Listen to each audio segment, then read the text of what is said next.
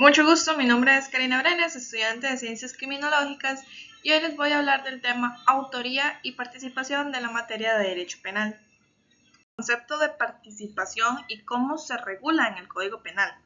Y es que la participación es la intervención de una persona en un delito sin ser su autor principal. Es decir, es la persona que participa, colabora o contribuye a la realización del hecho delictivo de otra persona. Según un enfoque doctrinal, es que la participación es accesoria, lo que significa que depende de la existencia de un autor principal. Sin un autor principal no hay participación. Y en el Código Penal se regula mediante los siguientes artículos. El artículo 45, que define el autor, ya sea si es directo, mediático o coautor. En el artículo 46 y 49, que desarrollan las formas de intervención, y en el artículo 7.3 al 7.9 establecen consecuencias jurídicas y las penas. El código reconoce como formas de participación la instigación, que es inducir a otra persona a delinquir, o la complicidad, cuando se ayuda a facilitar el delito. En resumen, la participación implica colaborar en un delito ajeno, sin tener el dominio del hecho delictivo. ¿Cuál es la diferencia entre instigación y complicidad?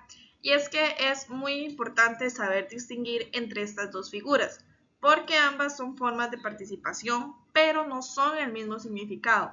La instigación consiste en inducir o provocar a una persona para que cometa un delito.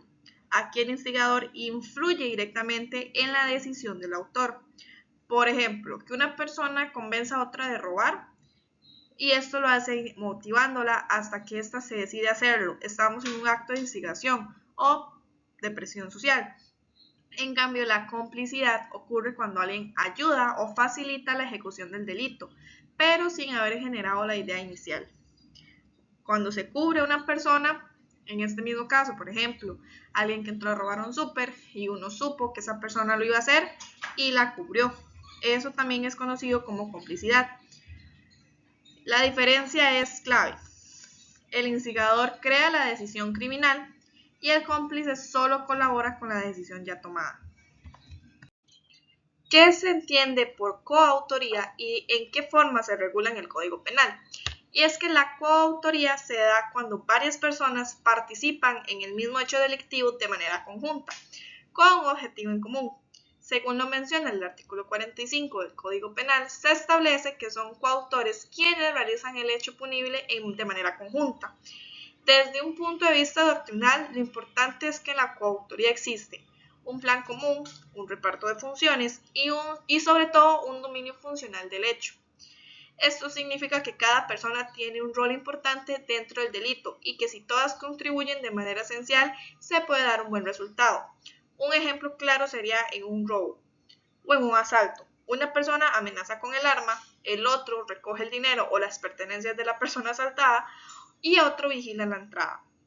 Aunque solo uno tenga el arma, aunque solo una persona sea la que amenaza, todos son coautores, porque todos participan activamente en lo que están haciendo. ¿Qué es la teoría del dominio funcional del hecho y cuál es su importancia en la determinación de la coautoría del delito? Y es que esta teoría es clave para que podamos entender qué es la coautoría. Y es que según esta teoría, el autor o el coautor es quien tiene el control del hecho, es decir, quien decide si el delito se realiza y cómo se realiza. Según la resolución en la Sala Tercera, establece que esta teoría es el criterio principal para determinar la coautoría, dejando de lado una idea de que basta con un solo simple acuerdo previo, sino con que para que estos cometan el delito se necesita trabajar de manera conjunta, pero siempre con un autor principal o con un coautor. Y es muy importante porque no basta con solo estar de acuerdo en cometer el delito, sino que es necesario tener un papel esencial en su ejecución. Cada uno debe tener su trabajo o su tarea.